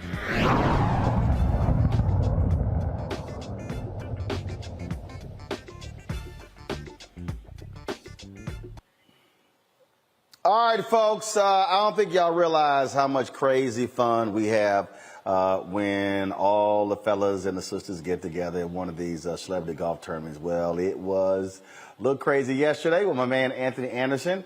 We caught up here with this clip I'm about to show you. Dr. J, my girl Seema, Sterling Sharp, Ken Griffey Jr., CC Sabathia, Mike Phillips, and so many others. Yes, there's always a lot of jonesing going on when we get together. Y'all, check this out. I see the name is right here. You have a good night, man? Hey, Doc, come on. You know how bad you do it. Yeah. You know? Good night, relax, These chill. boys, the boys I was with, we left here, and they wanted to go to In-N-Out Burger. I was like, I'm going in, y'all go out. I ain't going no In-N-Out Burger. I sat here and ate. Nah. You know, ate prime, filet. And they want In-N-Out. And they wanted some In-N-Out. Now remember, it was already like 1 o'clock in the morning. Yeah, it was 1 No. o'clock. Now remember, I was telling them. Remember last time we were on the bus. We were singing. Oh yeah, we were singing. Was Clay Walker? Right. Oh yeah. Right. The video was hilarious. Boy could hit it. Oh yeah. Boy could hit it. Oh, the video was So hilarious. we was just chiming in. Yeah. We were his background singers. Yeah. It was good. That's a role reversal, ain't it? Come on now, you know how it is. You know how it is. All right. We good, man. Your game good? It ain't all tight, but you know, it's respectable. It's manageable. It's respectable. It's respectable. In a team concept. There you go. I'll be just fine. That's the whole point. I'll be just fine. All right. Team game. You know it. All right, baby. Always good to see you. Love you, man. How the wife? All right, she's good. She's good. She just stay back. Okay. She went to a wedding yesterday. Okay. Sent me all kinds of pictures, looking all fly and everything. You trying to make me fly home? I'm like, yeah. Oh yeah. You got it like that, huh? You said I got it like that. Hold up, man. Oh, that's too good. Hold up, man. Show me the pictures you sent me. You said I got it like that. Yeah, it was like a moment. I had to stop for a second. She's cold. Keep texting me. Keep texting you the photos.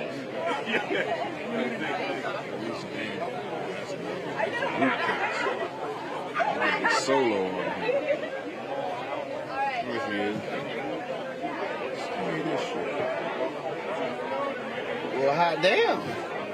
Yeah. I was out on the golf course. Yeah, you like, hey. I was like, I better answer this real quick. You said I got it like that? You going to the wedding like that? If you like, hey, you without me? You trying to make me fly back home early? Yeah, I had to keep up. Why you ain't got those things? I got on the phone. It was all good though. Right. No, that's why we like, you need to FaceTime me. Yeah. No, I need to video me. Video chat. No, when they send a photo, that's how they catch you hit that FaceTime. Like, I need well, she did FaceTime later with the same girlfriend. I said, what y'all doing now? We still at the wedding. We at the reception now. Okay. All right. It's all good. Oh, that's too much. I got my spies over there. There you go. You like, I got a tail on you. She's like, I got mine over there too. Got spies in L.A. You better behave your ass. All right, baby. All right. Hit him well. You too.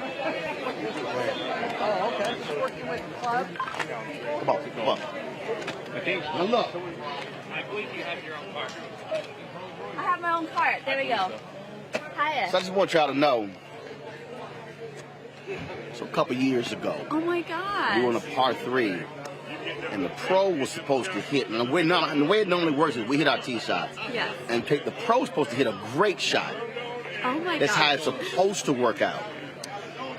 It didn't really work out that way. He's putting me on blast right now for two shots. 2 shots. Out of the whole tournament. But let me explain to y'all then what happened. So I'm sitting here, texting my swing coach in Chicago, Monroe. So Monroe gonna send me a video. He said, this is a great video on alignment. Mm-hmm. I was like, all right. And I open that damn Facebook video. Her ass. It's me. But are you doing it? I mean, I'm doing a little bit. Oh my gosh. See, he doesn't want to listen to me because I didn't hit a good shot for him that one time 2 years ago. I'm doing a little bit of it. We'll see how today goes. I'm just saying. Okay. I'm just saying. He's going to bring this up to me Every time. single time I see him from now on for the rest of my life. It's done. It's done. It's done. Oh, my God. Hit him well. All right. David. Come here, David. Follow me. No, come on home. Hey, all that goddamn barking. Hey. Come on. I want you to follow me. Come on. I got something to show you. I can't even lie. My wife.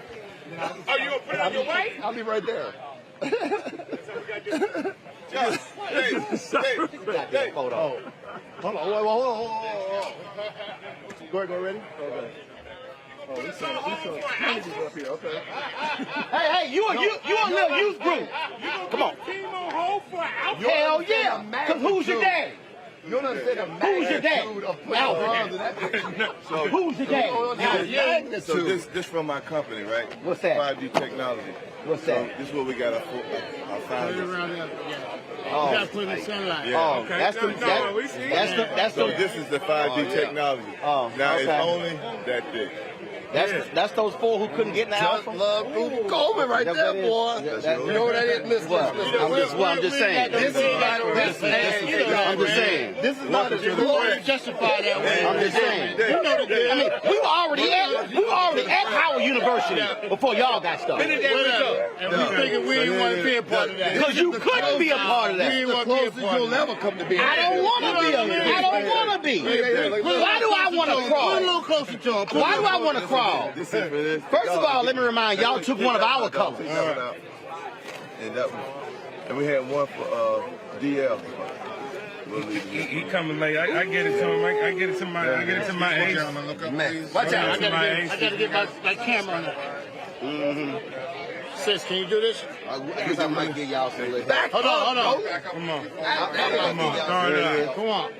I might give y'all some little help. All eyes on this now. Look over here. You got that one? Okay, here we go. Daddy time. Okay, let's go, guys. Hold up. Hold up.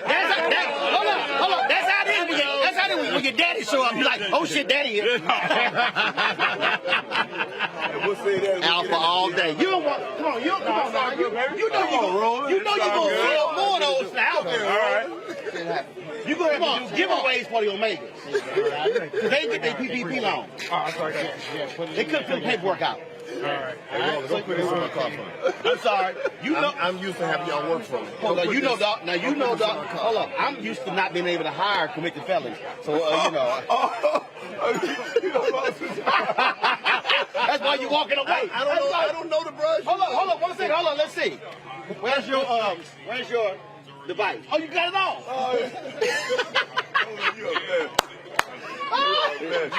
But the comedian dog. Hey, bro, we gonna my company actually gonna do all the fraternities and all the sororities.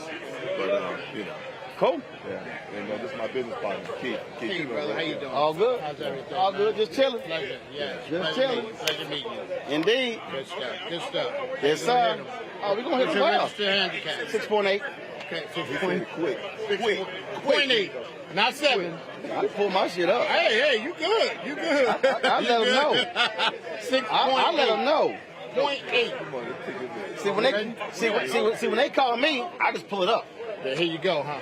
Boom. Register. I just pull it up. Register. Right. That rocks. I ain't got the ghetto handicap. I got the register. 6.8. But sometimes ghetto is good. No. I got the register one. Ain't no lying in here. Come on. Here we go. All right. So we got a SEMA and Sterling shot. Come on. Let's go over here. Come on. Okay, let's chop off the top. What we got? See, you ain't the only one, Damn, dog. Hey, dog. I was about to get on number, dog, and then you walked over. Oh, I already got it. Everyone just Oh, you already got it. Damn. Hey, man, you heard it.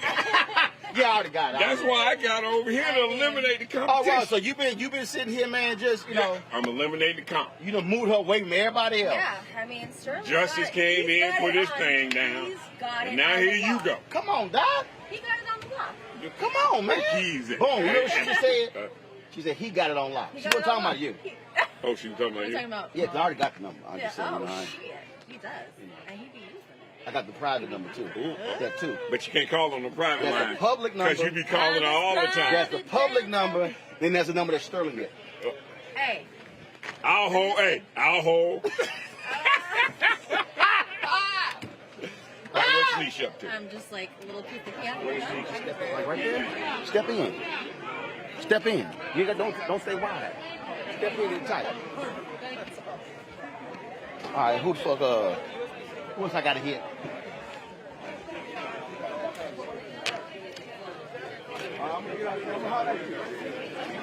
You know what, dog? Watch me steal a shot. And she's just like, this 1 minute's happiness. I want one.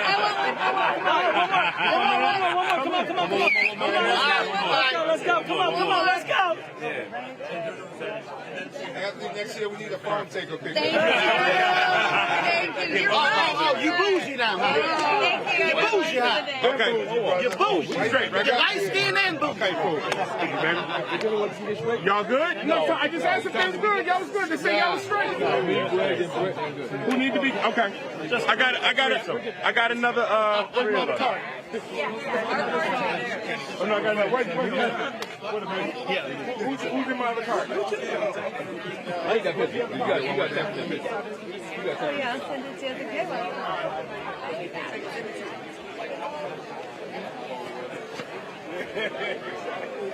It's like Rose Barons?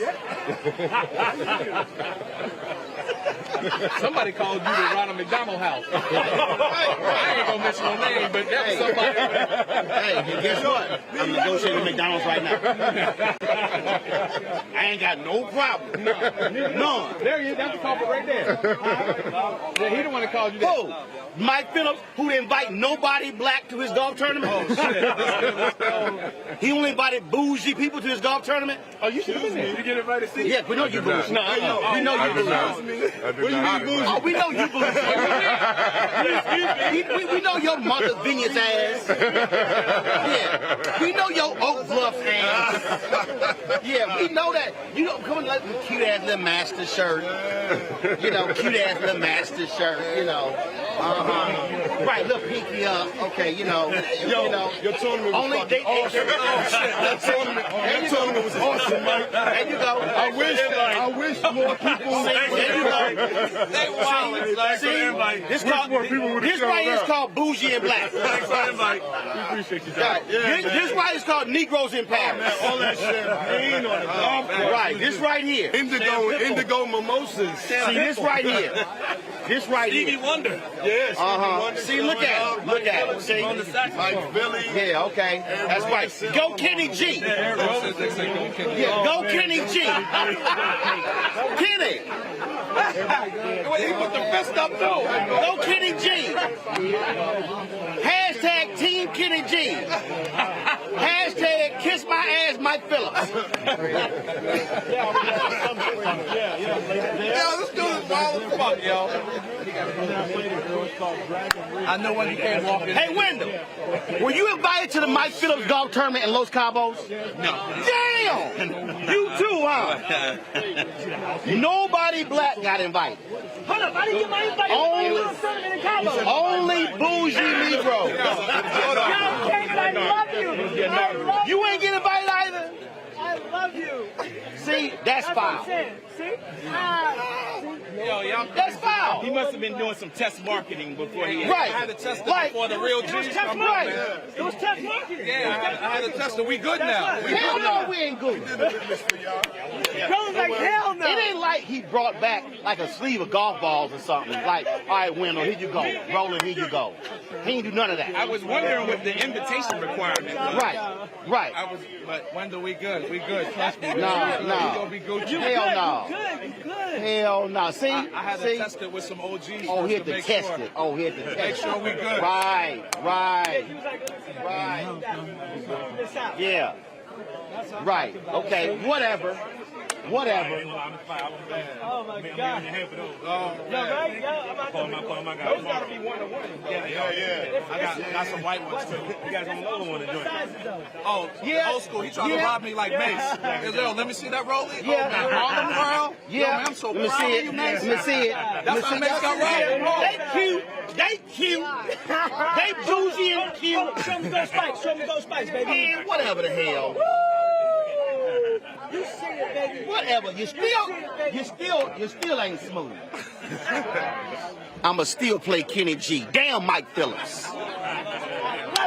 Damn Mike Phillips. Ain't invited nobody.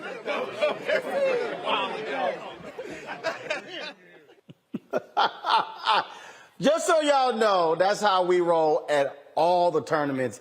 It's jonesing all day long. All right, folks, I got to go because shortly Richard Roundtree is going to be arriving at our location, and I'm going to be sitting down doing a one-on-one interview with him for our Roland with Roland news show on the Black Star Network. Please download the app. So here's the deal, y'all. You're going to be able to see these interviews exclusively on the Black Star Network. That's right. So you got to download it, okay? And so I'm just going to run down for y'all real quick. Here are the people who I've already talked to. It's going to blow y'all away. Just so y'all know, we've already talked to Johnny Gill, Guy Torrey, Richard Lawson, Glenn Turman, Michael Collier, Jack A., Bill Duke, Jeffrey Osborne, Mario Van Peebles, Sherry Shepard, Dondre Whitfield, Damaris Lewis, Michael Ely, Laz Alonso, Maddie Rich, Sheila E., John Hope Bryant, Janice Howrod. And then in here this week, folks, we're going to sit here and be talking to, I had Sally Richardson Whitfield today, Richard Roundtree, Trevor Jackson, Flex Alexander, Brescia Webb, Erica Ash, Ray Chu, Chris Spencer trying to lock down Debbie Allen as well. And so, I'm telling y'all, it is, we got it happening, going. All right, y'all. We got to go. Don't forget support. Join our Bring the Funk fan club. Cash App, $RM Unfiltered. PayPal is R Martin Unfiltered. Venmo is RM Unfiltered. Zelle is RolandSMartin.com. Roland at RolandMartinUnfiltered.com. I will see you guys tomorrow right here on Roland Martin Unfiltered on the Black Star Network. Holla!